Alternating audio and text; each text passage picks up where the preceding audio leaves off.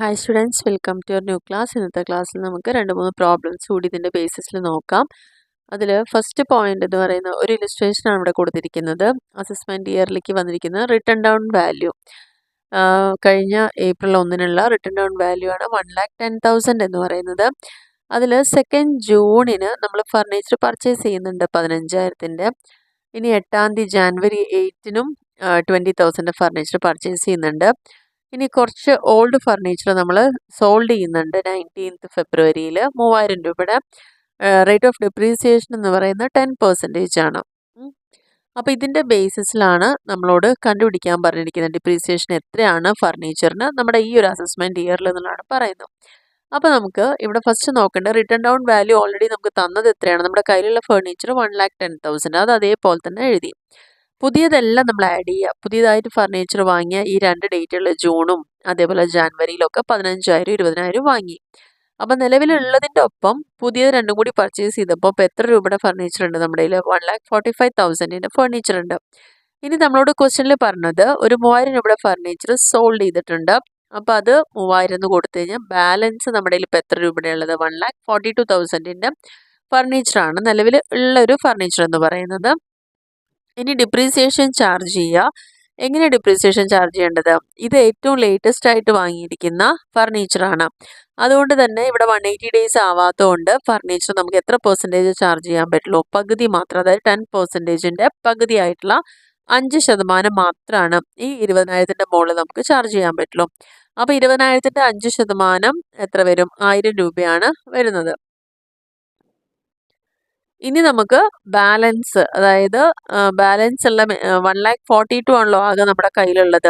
അതിൽ തന്നെ 20,000 കഴിഞ്ഞാൽ ബാലൻസ് വരുന്നതിനാണ് നമുക്ക് എത്ര പെർസെൻറ്റേജ് കാണാം? 1,42,000-ൻ്റെ ഫർണിച്ചർ ഉണ്ട്. അതിൽ 20,000 മാത്രമാണ് പുതിയത് വരുന്നത്. അപ്പോൾ ആ 20 കഴിച്ചാൽ ബാലൻസ് വരുന്നത് 1,22,000 ആണ്. അതിന് നമുക്ക് എത്ര പെർസെൻറ്റേജ് ചാർജ് ചെയ്യേണ്ടത്? 10% ആണ് ചാർജ് ചെയ്യേണ്ടത്. അപ്പോൾ 1,22,000 10% പറയുന്നത് 12,200 ആണ്. അത് നമ്മൾ ചാർജ് ചെയ്യുമ്പോൾ ടോട്ടൽ ഡിപ്രീസിയേഷൻ എന്ന് പറഞ്ഞത് എത്രയാണ്?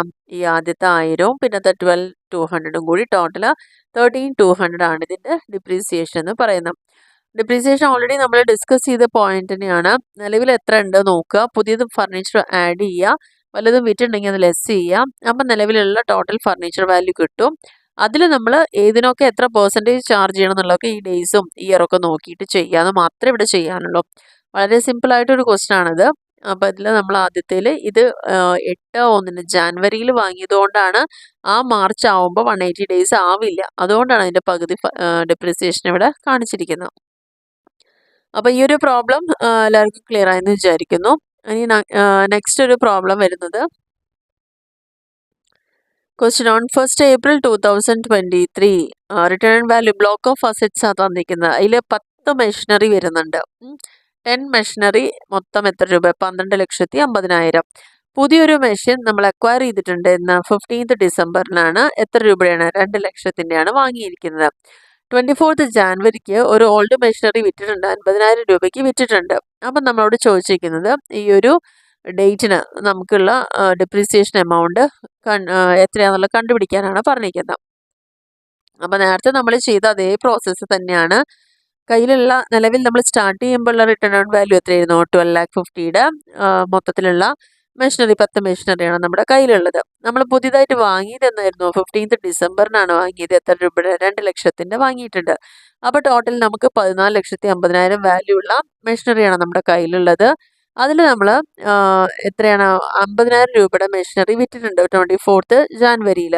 അപ്പോൾ അതിൽ എന്ത് കുറയ്ക്കണം? 50,000 രൂപയുടെ മെഷീനറി അതൊന്ന് കുറയ്ക്കുമ്പോൾ ഇപ്പം നിലവിൽ നമ്മുടെ കയ്യിൽ എത്ര രൂപയുടെ ഉള്ളൂ? 14 ലാഖിൻ്റെ മെഷീനറിയാണ് ഇപ്പം നിലവിലുള്ളത്. അപ്പോൾ ഇതിനെ നമുക്ക് എന്ത് ചെയ്യാൻ പറ്റുക? ഡിപ്രീസിയേഷൻ ചാർജ് ചെയ്യാൻ പറ്റുന്നത്. അപ്പോൾ ഈ 2 ലാഖ് പുതിയതായിട്ട് പർച്ചേസ് ചെയ്ത് 15th ഡിസംബറിനാണ്. അതുകൊണ്ട് ഒരിക്കലും അത് എന്താവില്ല, 180 ഡേയ്സ് കംപ്ലീറ്റ് ആയിട്ടുണ്ടാവില്ല. അപ്പോൾ ആ 2 ലാഖിന് മാത്രം നമ്മൾ എത്ര ചാർജ് ചെയ്യാം? 15% ഡിപ്രീസിയേഷൻ വരേണ്ടത്. അതിൻ്റെ പകുതി മാത്രം ചാർജ് ചെയ്യുക, ഈ 2,00,000-ന് മാത്രം. ബാക്കി ഈ 14 ലക്ഷത്തിൽ 2 ലക്ഷം കുറച്ചാൽ ബാലൻസ് എത്ര വരും? 12 ലക്ഷം. ആ 12 ലക്ഷത്തിന് ഫുൾ ഡിപ്രീസിയേഷൻ ചാർജ് ചെയ്യുക. കാരണം മെഷീനറിയുടെ ഡിപ്രീസിയേഷൻ പെർസെൻറ്റേജ് എത്രയാണ്? 15% ആണ്. അപ്പോൾ 15% മൊത്തത്തിൽ ചാർജ് ചെയ്യുമ്പോൾ 1,80,000 ആണ് വരുന്നത്. 12 ലാഖിൻ്റെ 15%. 2 ലാഖിൻ്റെ 7.5, ഇതിൻ്റെ നേരെ ഹാഫ്. എന്തുകൊണ്ടാണ്? 180 ഡേയ്സ് തികയാത്തതുകൊണ്ട്. ഇനി ഇതിന് പുറമെ നമ്മൾ എന്ത് ചെയ്യണം? പുതിയതായി 2005 നമ്മൾ ഡേറ്റ് അവിടെ തിയറിയിൽ പറഞ്ഞിരുന്നു. 2005 ശേഷം പർച്ചേസ് ചെയ്യുന്ന എല്ലാ മെഷീനറിക്കും ഒരു 20% അഡീഷണൽ ഡിപ്രീസിയേഷൻ കൊടുക്കണം എന്ന് പറഞ്ഞിട്ടുണ്ട്. അവിടെയും ഈ 180 ഡേയ്സ് ആവാത്തത് കൊണ്ട് ഈ 2 ലാഖിന് മാത്രം നമുക്ക് എത്ര കൊടുക്കാം? 20യുടെ പകുതിയായിട്ടുള്ള 10% ഇവിടെ ചാർജ് ചെയ്യാവുന്നതാണ്. അപ്പോൾ നിലവിലുള്ള ഡിപ്രീസിയേഷന് പുറമേ കൊടുക്കേണ്ട അഡീഷണൽ ഡിപ്രീസിയേഷൻ 20 ആണ്. 180 ആവാത്തതുകൊണ്ട് നമുക്കിവിടെ പകുതിയായിട്ട് 10% കൊടുക്കാം. അതും കൂടി എപ്പോഴും ആഡ് ചെയ്യേണ്ടതാണ്. അങ്ങനെ 3 കൂടി ആഡ് ചെയ്യുമ്പോൾ 2,15,000 ആണ് ഇപ്പോൾ നമുക്ക് ടോട്ടൽ ആ ഒരു വർഷത്തിൽ വന്നിരിക്കുന്ന ഡിപ്രീസിയേഷൻ എന്ന് പറയുന്നത്. ഇനി നമ്മുടെ കയ്യിൽ റിട്ടേൺ ഡൗൺ വാല്യൂ 1/4/2024 എത്ര ഉണ്ടായിരുന്നു? 14 ലാഖാണ് ഉണ്ടായിരുന്നത്. 14 ലാഖിൽ ഈ ടോട്ടൽ ഡിപ്രീസിയേഷൻ ലെസ് ചെയ്ത് കഴിഞ്ഞാൽ 2,15,000 കണ്ടുപിടിച്ച ഡിപ്രീസിയേഷൻ ലെസ് ചെയ്ത് കഴിഞ്ഞാൽ ഇപ്പോൾ ഇനി നെക്സ്റ്റ് ഇയറിൽ നമുക്ക് സ്റ്റാർട്ട് ചെയ്യുമ്പോൾ എത്ര വാല്യൂള്ള മെഷീനറി നമ്മുടെ കയ്യിലുള്ളൂ? 11,85,000ൻ്റെ മെഷീനറി മാത്രമാണ് നമ്മുടെ കൈവശം ഉള്ളത്. അതായത് നമ്മുടെ ഈ പ്രോബ്ലം സ്റ്റാർട്ട് ചെയ്യുമ്പോൾ 1/4/2023 ഇതുണ്ടായിരുന്നത്. ആ ഒരു വർഷക്കാലം വാങ്ങിയതും വിറ്റതും ഒക്കെ കൂടിയിട്ടാണ് നമ്മൾ ഈ ഒരു വാല്യൂവിൽ വന്നത്. അപ്പം നമുക്കിപ്പോൾ നോക്കേണ്ടത് എന്താണ്? 1/4/2024 ആയപ്പോൾ 14 ലാഖിൻ്റെ ഉണ്ടായിരുന്നു. അതിൽ നമ്മുടെ ടോട്ടൽ ഡിപ്രീസിയേഷൻ ലെസ് ചെയ്തപ്പോൾ ഇപ്പോൾ 11,85,000ൻ്റെ മെഷീനറി മാത്രമേ നമ്മുടെ കൈവശം ഉള്ളൂ എന്നാണ് ഇത് കാണിക്കുന്നത്. ഇനി നെക്സ്റ്റ് ഒരു ഇല്ലസ്ട്രേഷൻ കൂടി ഇവിടെ നോക്കാം. The following particulars are given. അതായത് ഒരു ഫാക്ടറിയിലെ കുറച്ച് അസറ്റിൻ്റെ ഡീറ്റെയിൽസ് ആണ് ഇവിടെ തന്നിരിക്കുന്നത്. അത് ഏതൊക്കെ അസറ്റുകൾ തന്നിട്ടുണ്ട്? ബിൽഡിങ്സ് തന്നിട്ടുണ്ട്. അപ്പോൾ 1/4/2023 സ്റ്റാർട്ട് ചെയ്യുമ്പം അന്നത്തെ ഫാക്ടറിയുടെ വാല്യൂ ആണ് പറഞ്ഞത് 80,000. പിന്നെ പുതിയതൊന്നും നമ്മൾ വാങ്ങിയിട്ടുണ്ട് 40,000ൻ്റെ. അതിനുശേഷം ഓഫീസ് ബിൽഡിങ്ങിൻ്റെ 1/4/2023 ഓഫീസ് ബിൽഡിങ്ങിൻ്റെ വാല്യൂ 50,000 തന്നിട്ടുണ്ട്. ഇത് ഫാക്ടറി ബിൽഡിംഗ് ആണ്, ഇത് ഓഫീസ് ബിൽഡിംഗ് ആണ്. അപ്പോൾ മൊത്തം ആ ഫാക്ടറി റിലേറ്റഡ് ആയിട്ടുള്ള ബിൽഡിങ്ങിൻ്റെ കണക്കാണ് ഇപ്പോൾ തന്നിരിക്കുന്നത്. പിന്നെ അവിടുത്തെ മെഷീനറിയുടെ കാര്യം ചോദിച്ചിട്ടുണ്ട്. മെഷീനറി 1/4/2023 1 ലാഖ് ഉണ്ടായിരുന്നത്. പുതിയ മെഷീൻ വാങ്ങിയിട്ടുണ്ട് 60,000-ന്. പുതിയ മെഷീൻ വീണ്ടും പർച്ചേസ് ചെയ്തിട്ടുണ്ട് നവംബറിൽ 50,000-ന്. കുറച്ച് ഓൾഡ് മെഷീനറി വിറ്റിട്ടുണ്ട് 40,000-ന്. ഇതാണ് ടോട്ടൽ മെഷീനറിയുടെ കണക്ക് എന്ന് പറയുന്നത്. പിന്നെ പറയുന്നത് ഫർണിച്ചറിൻ്റെ കണക്കാണ്. 1/4-ന് ഫർണിച്ചർ 15,000 രൂപയുടെ ഫർണിച്ചർ ഉണ്ട്. പുതിയതായിട്ട് നമ്മൾ ഡിസംബർ 1-ന് വാങ്ങിയിട്ട് 5,000 രൂപയുടെ ഒരു 1,000 രൂപയുടെ ഓൾഡ് മെഷീനറി വിറ്റിട്ടുണ്ട് എന്ന് മാർച്ച് 8-നാണ്. അപ്പം നമ്മളോട് ടോട്ടലായിട്ട് ഈ ഒരു അസസ്മെൻറ്റ് ഇയറിൽ വന്നിരിക്കുന്ന ഡിപ്രീസിയേഷൻ കാൽക്കുലേറ്റ് ചെയ്യാനാണ് പറഞ്ഞിരിക്കുന്നത്. അപ്പോൾ നമ്മൾ ഫസ്റ്റ് ചെയ്ത പോലെ തന്നെ എന്താണ്, ആദ്യം ബ്ലോക്ക് ബിൽഡിങ്സിൻ്റെ എടുക്കാം. ആദ്യത്തെ നമുക്ക് തന്നിരിക്കുന്ന അതല്ലേ. അപ്പോൾ ബിൽഡിങ്സിൻ്റെ റിട്ടേൺ ഡൗൺ വാല്യൂ എത്രയാണെന്നാണ് പറഞ്ഞ ക്വസ്റ്റ്യനിൽ 80,000 ആണ് തന്നിരിക്കുന്നത്. അതിൻ്റെ ഒപ്പം നമ്മൾ എന്താണ് റിട്ടേൺ ഡൗൺ വാല്യൂ ആയിട്ടുള്ള ഓഫീസ് ബിൽഡിംഗ്, ഇത് ഫാക്ടറി ബിൽഡിങ്ങിൻ്റെ ആണ്. ഓഫീസ് ബിൽഡിങ്ങിന് തന്നിട്ടുണ്ട് 50,000. ആ 50,000 കൂടി കൂട്ടിക്കഴിഞ്ഞാൽ 2 ഓഫീസ് ബിൽഡിങ്ങും ഫാക്ടറി ബിൽഡിങ്ങും കൂടി കൂട്ടുമ്പോൾ 1,30,000യുടെ ബിൽഡിംഗ് ഉണ്ട്. പിന്നെ പുതിയതായിട്ടൊരു ബിൽഡിങ് ആഡ് ചെയ്തിട്ടുണ്ട്. എത്ര? 40,000ൻ്റെ. അത് ആഡ് ചെയ്തു. അപ്പോൾ ടോട്ടൽ എത്ര? 1,70,000 വന്നു. ഈ 1,70,000ൻ്റെ നമുക്ക് ബിൽഡിങ്ങിന് കൊടുക്കുന്ന ഡിപ്രീസിയേഷൻ എന്ന് പറയുന്നത് എത്രയാണ്? 10% ആണ്. അപ്പോൾ ആ 10% ആഡ് ചെയ്യുമ്പോൾ എത്ര വരും? 17,000 ആണ്. 1,70,000യുടെ 10% ബിൽഡിങ്സിന് വരുന്നത്. അടുത്തത് മെഷീനറിയുടെ ആണ്. മെഷീനറിയുടെ പറയുമ്പം റിട്ടേൺ ഡൗൺ വാല്യൂ സ്റ്റാർട്ട് ചെയ്യുമ്പോൾ 1 ലാഖിൻ്റെ മെഷീനറിയാണ് ആ ഡേറ്റിന് നമ്മുടെ കയ്യിൽ ഉണ്ടായിരുന്നത്. പിന്നെ പുതിയതായിട്ട് 2 പ്രാവശ്യം വാങ്ങിയിട്ടുണ്ട് 60,000-നും 50,000. അപ്പോൾ ടോട്ടൽ 2,10,000 വന്നു. പിന്നെ കുറച്ച് മെഷീനറി നമ്മൾ വിറ്റിട്ടുണ്ട് 40,000-ന്. ബാലൻസ് എത്ര? 1,70,000 ആണ് ഉള്ളത്. അപ്പോൾ ഇതിൽ ഈ 50,000 വാങ്ങിയിരിക്കുന്ന ഡേറ്റ് എന്ന് പറയുന്നത് എന്നാണ്? നവംബർ 1-നാണ്. അപ്പോൾ 180 ഡേയ്സ് ആയിട്ടില്ല. അതുകൊണ്ട് ഇതിന് മാത്രം നമ്മൾ എന്ത് ചെയ്യുക? നമ്മുടെ 15% ആണല്ലോ മെഷീനറിക്ക് വരേണ്ടത്. അതിൻ്റെ പകുതി മാത്രമേ ഇവിടെ ചാർജ് ചെയ്യാവുള്ളൂ. അപ്പോൾ 50,000-ന് മാത്രം എന്താണ്? 7.5% എടുക്കുക. അപ്പോൾ 3,750 ആണ്. ഇനി ഇതിൽ നിന്ന് ബാലൻസ് വരുന്ന 1,70,000 ഉള്ള ടോട്ടൽ. അതിൽ 50 പോയാൽ പിന്നെ നമുക്ക് എത്രയുള്ളൂ? 1,20,000 വരുന്നുള്ളൂ. 1,20,000ക്ക് ഫുൾ ഡിപ്രീസിയേഷൻ ചാർജ് ചെയ്യുക, 15% ചാർജ് ചെയ്യുക. അപ്പോൾ 18,000 വരും. കൂടാതെ നമ്മൾ എന്ത് ചെയ്യാറുണ്ട്? മെഷീനറിക്ക് ഒരു അഡീഷണൽ ഡിപ്രീസിയേഷൻ കൂടി കൊടുക്കും. അഡീഷണൽ ഡിപ്രീസിയേഷൻ കൊടുക്കുമ്പോൾ ഇവിടെ എന്ത് ചെയ്യണം? ഈ 50,000-ന് അഡീഷണൽ ഡിപ്രീസിയേഷൻ എത്രയാണ്? 20% ആണെന്ന് പറയുന്നുണ്ട്. 180 ആവാത്തത് കൊണ്ട്, ഡേയ്സ് ആവാത്തത് കൊണ്ട് ഇതിന് എത്രയുള്ളൂ 20യുടെ പകുതി 10% ഈ 50,000ത്തിൻ്റെ മുകളിൽ മാത്രമേ ചാർജ് ചെയ്യാവുള്ളൂ. അത് 5,000 വരും. ബാലൻസ് 120ക്ക് നമുക്ക് എത്ര കൊടുക്കാം? അതിന് 20% തന്നെ കൊടുക്കാം. അപ്പോൾ നമുക്ക് എത്ര വരുന്നുണ്ട് ബാലൻസ്? ബാലൻസ് 120 അല്ല, സോറി, 50,000ത്തിൻ്റെനാണ് നമുക്ക് അധികം ഡേയ്സ് ആവാത്തത് കൊണ്ട് 10%. പിന്നെ 60,000 മെഷീനറി വാങ്ങിയിട്ടുണ്ട്. അപ്പോൾ അത് വാങ്ങിയിരിക്കുന്ന ഡേറ്റ് മെയ് 1 1/5/2023. അപ്പോൾ മെയ് മാസം ആയതുകൊണ്ട് തീർച്ചയായിട്ടും അവിടെ 180 ഡേയ്സ് കംപ്ലീറ്റ് ആയതാണ്. അതുകൊണ്ട് അവിടെ 20% അതിന് മാത്രം അഡീഷണൽ ഡിപ്രീസിയേഷൻ പുതിയതായി വാങ്ങിയതിന് മാത്രം ഇത് ചാർജ് ചെയ്യാവുന്നതാണ്. അപ്പോൾ ഫുൾ റേറ്റ് എന്തുകൊണ്ട് ചാർജ് ചെയ്യുന്നു, അല്ലെങ്കിൽ പകുതി റേറ്റ് എന്തുകൊണ്ട് ചാർജ് ചെയ്യുന്നു, എല്ലാവർക്കും ക്ലിയർ അല്ലേ? ആ മെഷീനറി വാങ്ങുന്ന ഡേറ്റ് നമ്മൾ എപ്പോഴും ശ്രദ്ധിക്കണം. അത് കഴിഞ്ഞിട്ട് ക്ലോസിംഗ് ഡേറ്റ് മാർച്ച് 31 ആവുന്ന വരേക്ക് 180 ഡേയ്സ് ആയിട്ടുണ്ടെങ്കിൽ തീർച്ചയായിട്ടും അതിന് ഫുൾ അഡീഷണൽ ഡിപ്രീസിയേഷൻ ആയിട്ട് 20% കൊടുക്കാം. ആയിട്ടില്ലെങ്കിൽ അതിൻ്റെ പകുതി മാത്രമേ കൊടുക്കാവുള്ളൂ. അതുകൊണ്ടാണ് ഇവിടെ നമ്മളിങ്ങനെ 2 തരത്തിലായിട്ട് ചെയ്യേണ്ടി വന്നത്. അപ്പോൾ ഇതിൽ ജസ്റ്റ് ഒന്നുകൂടി പറയാം. നമുക്ക് സ്റ്റാർട്ട് ചെയ്യുമ്പോൾ 1 lakh ഉണ്ടായിരുന്നു. പിന്നെ 2 പുതിയതായിട്ടുള്ള മെഷീനറി വാങ്ങി. അപ്പോൾ ടോട്ടൽ 2,10,000 ഉണ്ട്. അതിൽ നമ്മൾ 40,000ത്തിന് കൊടുത്തപ്പോൾ ബാലൻസ് 170 ആണ് നമ്മുടെ കയ്യിലുള്ളത്. 170ൽ നമുക്ക് 2 ഡിപ്രീസിയേഷൻ ഇവിടെ ചാർജ് ചെയ്യണം. ഒന്ന് 60,000ത്തിൻ്റെയും ഒന്ന് 50,000ത്തിൻ്റെയും. 60,000 അല്ല, 50,000 ആണ് നമ്മൾ വാങ്ങിയിട്ട് 180 ഡേയ്സ് ആവാത്തത്. അതിന് 7.5ഉം ഈ 1,70,000ൽ 50 കുറച്ചാൽ ബാലൻസ് എത്ര വരിക? 120, 1,20,000. അതിന് മൊത്തത്തിൽ 15% ചാർജ് ചെയ്തു. രണ്ടാമത്തെ ഘട്ടം എന്ന് പറയുന്നത് മെഷീനറി ആയതുകൊണ്ട് എപ്പോഴും ഒരു അഡീഷണൽ ഡിപ്രീസിയേഷൻ കൊടുക്കണം.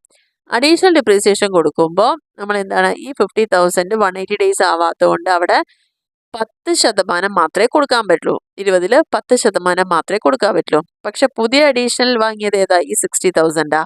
ഇത് നമുക്ക് 180 ഡേയ്സ് ആയിട്ടുണ്ട്. മെയ് 1 വാങ്ങിയിരിക്കുന്നത്. അതുകൊണ്ട് ഇതിന് നമുക്ക് 20% ഡിപ്രീസിയേഷൻ കൊടുക്കാവുന്നതാണ്. അപ്പോൾ ഇത് രണ്ടും അഡീഷണൽ ഡിപ്രീസിയേഷനും ഇത് നോർമൽ ഡിപ്രീസിയേഷനാണ്. അത് ഓർത്ത് വയ്ക്കുക. അപ്പോൾ ടോട്ടൽ 38,750 നമുക്ക് ഏതിൻ്റെ കേസിൽ കിട്ടുന്നത്? ബ്ലോക്ക് ഓഫ് മെഷീനറിയുടെ കേസിൽ കിട്ടുന്നത്. ഇനി മൂന്നാമത്തെ കാറ്റഗറി നമ്മളോട് പറഞ്ഞിരിക്കുന്നത് ഫർണിച്ചറാണ്. അപ്പോൾ ആ ഫർണിച്ചർ നോക്കുക. ഫസ്റ്റ് നമുക്ക് ക്വസ്റ്റ്യനിൽ റിട്ടേൺ ഡൗൺ വാല്യൂ എത്ര തന്നിരിക്കുന്നത്? 15,000 ഫർണിച്ചറാണ് ഉള്ളത്. അതിനുശേഷം നമ്മൾ 1/12 ഡിസംബർ 1 തീയതി 5,000 രൂപയുടെ ഫർണിച്ചർ വാങ്ങി. അപ്പോൾ 15/5 20,000 രൂപയുടെ ഫർണിച്ചർ ഉണ്ട്. അതിനുശേഷം നമ്മൾ 8/3 മാർച്ച് 8 തീയതി നമ്മൾ 1,000 രൂപയുടെ ഫർണിച്ചർ വിറ്റു. അപ്പോൾ ബാലൻസ് എത്രയുള്ളത്? 19,000 രൂപയുടെ ഫർണിച്ചറാണ് നമ്മുടെ കയ്യിലുള്ളത്. അപ്പോൾ ഈ 19,000ൽ പുതിയത് വാങ്ങിയത് എന്നായിരുന്നു? 5,000 രൂപയുടെ ഫർണിച്ചർ വാങ്ങിയത് ഡിസംബർ 1 അതുകൊണ്ട് അവിടെ എത്ര ദിവസം തികഞ്ഞില്ല? ഡിസംബർ 1 തീയതി വാങ്ങിയോണ്ട് ഡിസംബർ, ജനുവരി, ഫെബ്രുവരി, മാർച്ച് അല്ലേ, 4 മാസമേ വരുള്ളൂ. അപ്പോൾ 120ഓളം ദിവസം ഏകദേശം വരുള്ളൂ. അപ്പോൾ അതുകൊണ്ട് 180 ഡേയ്സ് ആവാത്തത് കൊണ്ട് അതിൻ്റെ ഫർണിച്ചറിൻ്റെ പറയുമ്പോൾ 10% ആണ് ഫർണിച്ചർ നോർമലി ചാർജ് ചെയ്യേണ്ടത്. അതിൻ്റെ ഹാഫ് മാത്രമാണ് ഈ പുതിയ വാങ്ങിയ 5,000 നമ്മൾ ചാർജ് ചെയ്യാവുള്ളൂ. അപ്പോൾ 250 അവിടെ കൊടുത്തു. അപ്പോൾ ഈ 19ൽ നമ്മൾ 19,000 ഉള്ളതിൽ 5,000ത്തിൻ്റെ മാത്രമാണ് നമ്മൾ എത്ര ചാർജ് ചെയ്തിട്ടുള്ളൂ? ഈ 5% ചാർജ് ചെയ്തിട്ടുള്ളൂ. 19ന്ന് 5,000 കുറച്ചാൽ ബാലൻസ് 14,000 ആണുള്ളത്. ആ 14,000 നമുക്ക് ഫുൾ ഡിപ്രീസിയേഷൻ കൊടുക്കാം. കാരണം അതൊക്കെ ഈ ഡേറ്റിന് മുന്നേ ഉള്ളതാണ്. അതുകൊണ്ട് തന്നെ 180 ഡേയ്സ് ആയിട്ടുണ്ടാവും. അപ്പോൾ അവിടെ ഫുൾ ഡിപ്രീസിയേഷൻ ചാർജ് ചെയ്യാം. That is 10%. അപ്പോൾ എപ്പോഴും അഡീഷണൽ ആയിട്ടുള്ള ഡിപ്രീസിയേഷൻ മെഷീനറിക്ക് മാത്രമേ ഉള്ളൂ എന്നുള്ളത് എല്ലാവരും ഓർത്ത് വയ്ക്കുക. അപ്പോൾ ഇവിടെ 14,000ത്തിന് നമ്മൾ എന്ത് ചെയ്തു? 10% ഫുൾ ഡിപ്രീസിയേഷൻ ചാർജ് ചെയ്തു. അത് 1,400 അപ്പോൾ ടോട്ടൽ വരുമ്പോൾ 1,650 നമുക്ക് ഇതിന് വരുന്നത് ഫർണിച്ചറിൻ്റെ മാത്രം ഡിപ്രീസിയേഷൻ. അപ്പോൾ ഇതിൽ 3 സെക്ഷനായിട്ടാണ് കാണിക്കുന്നത്. അസറ്റ്, ബ്ലോക്ക് ഓഫ് അസറ്റ് എന്നല്ലേ പറഞ്ഞത്. അപ്പോൾ ഫർണിച്ചർ 1,650, അതുപോലെ മെഷീനറിക്ക് 38,750, ആൻഡ് ലാസ്റ്റ് ബ്ലോക്ക് ബിൽഡിങ്സിന് വരുന്നത് 17,000. അങ്ങനെ നമ്മൾ 3 എണ്ണത്തിൻ്റെയാണ് ഇവിടെ കണ്ടിരിക്കുന്നത്. അപ്പോൾ ഈ രീതിയിലാണ് ഡിപ്രീസിയേഷൻ്റെ കാൽക്കുലേഷൻ വരുന്നത്. അപ്പോൾ നിങ്ങൾക്ക് ഈ 2-3 പ്രോബ്ലം ചെയ്തപ്പോൾ തന്നെ മനസ്സിലായിട്ടുണ്ടാവും ഏതൊക്കെ അസറ്റുകളും അതേപോലെ അതിൻ്റെയൊക്കെ എത്ര പെർസെൻറ്റേജ് ഡിപ്രീസിയേഷൻ എന്നൊന്ന് മെയിനായിട്ട് ഓർത്ത് വെക്കേണ്ടത് അതൊക്കെയാണ്. അപ്പോൾ ബിൽഡിങ്സ് ഒക്കെ ആവുമ്പോൾ എപ്പോഴും നമ്മൾ കൊടുക്കേണ്ടത് എങ്ങനെയാണെന്നുള്ളതൊക്കെ 10%, അതേപോലെ തന്നെ ഫർണിച്ചറിനൊക്കെ 10%, പിന്നെ മെഷീനറിക്കൊക്കെ 15%. ആ റേറ്റൊക്കെ ഒന്ന് ഓർത്ത് വെക്കേണ്ടതാണ്. എന്നാൽ മാത്രമേ നമുക്ക് പ്രോബ്ലംസ് ചെയ്യാൻ പറ്റുള്ളൂ. പിന്നെ പ്ലാന്റ് ആൻഡ് മെഷീനറിക്ക് മാത്രം ഒരു അഡീഷണൽ ഡിപ്രീസിയേഷനും കൂടി വരുന്നുണ്ട്. അപ്പോൾ അതിൻ്റെ ബേസിസിലാണ് നമ്മളിപ്പോൾ ഈ ഒരു കാര്യങ്ങളെല്ലാം ഡിസ്കസ് ചെയ്തത്. അപ്പോൾ ഈ ഒരു പ്രോബ്ലം എല്ലാവർക്കും ക്ലിയർ ആയെന്ന് വിചാരിക്കുന്നു. അപ്പോൾ മാക്സിമം നിങ്ങളുടെ ഫ്രണ്ട്സിലേക്ക് ഒന്ന് ഷെയർ ചെയ്ത് കൊടുക്കുക. വീഡിയോ ഇഷ്ടമാവുക വെച്ചാൽ തീർച്ചയായിട്ടും ലൈക്ക് ചെയ്യാനും ഷെയർ ചെയ്യാനും കമൻറ്റ് ചെയ്യാനും മറക്കരുത്. പിന്നെ അത് ഒരു പ്രോബ്ലം പേപ്പർ ഹാൻഡിൽ ചെയ്യുന്നതുകൊണ്ട് തീർച്ചയായിട്ടും ഒരു കണ്ടിന്യൂവേഷൻ ആവശ്യമാണ്. അപ്പോൾ നിങ്ങൾ ഈ ഒരു വീഡിയോ ആണ് ആദ്യമായി കാണുന്നതെങ്കിൽ തീർച്ചയായിട്ടും ഇതിൻ്റെ മുന്നുള്ള വീഡിയോസ് സ്കിപ്പ് ചെയ്യാതെ കാണുമ്പോഴാണ് അതിൻ്റെ ഓരോ സ്റ്റെപ്പ് ബൈ സ്റ്റെപ്പായി ചെയ്യേണ്ട പ്രൊസീജിയർ എല്ലാം അല്ലെങ്കിൽ അതിൻ്റെ തിയറി പാർട്ടെല്ലാം നമുക്ക് നന്നായിട്ട് മനസ്സിലാവുള്ളൂ. അത് മനസ്സിലായ ഒരാൾക്ക് മാത്രമാണ് പിന്നീട് വരുന്നൊരു പ്രോബ്ലം കേൾക്കുമ്പോൾ അത് അറിയാൻ പറ്റുള്ളൂ എന്താണ് ഇതിൽ പറഞ്ഞിരിക്കുന്ന കാൽക്കുലേഷൻ എന്നുള്ളത്. അപ്പോൾ അങ്ങനെയാണ് നിങ്ങൾക്ക് ഈ ഒരു വീഡിയോ കിട്ടുന്നതെങ്കിൽ തീർച്ചയായിട്ടും മുന്നത്തെ വീഡിയോസൊക്കെ ഒന്ന് കണ്ട് മനസ്സിലാക്കിയിട്ട് എന്തെങ്കിലും ഡൗട്ട്സ് ഒക്കെ ഉണ്ടെങ്കിൽ ഒന്ന് കമൻറ്റ് സെക്ഷനിൽ ഇടാവുന്നതാണ്. ഓക്കെ, അപ്പോൾ സബ്സ്ക്രൈബ് ചെയ്യാതെ കാണുന്നവരുണ്ടെങ്കിൽ തീർച്ചയായിട്ടും ഒന്ന് സബ്സ്ക്രൈബ് ചെയ്യാം, സപ്പോർട്ട് ചെയ്യാം. Okay, thank